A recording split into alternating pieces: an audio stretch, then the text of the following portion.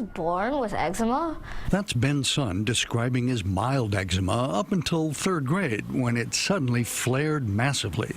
When you're scratching at it, it temporarily feels better, but right after, it feels even worse. This was not your mild childhood eczema most parents are familiar with. This was all over his body, blistering, itchy lesions that even spread to Ben's head, causing his hair to fall out.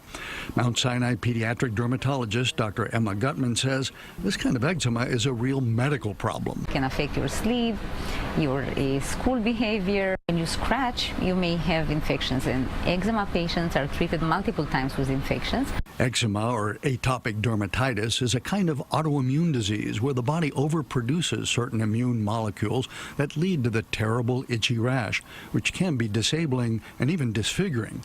2 years ago, the FDA approved an injectable drug called Dupixent to treat moderate to severe eczema in adults, but there were few safe, approved options for children. Now the FDA has approved Dupixent for adolescents ages 12 to 17.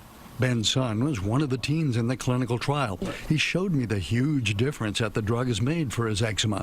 Dr. Gutman has seen its benefits beyond clearing skin. It really changed their life.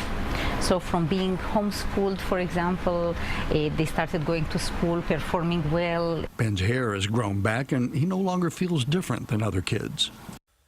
Now, clinical trials to show efficacy and especially safety in children younger than Ben are still ongoing.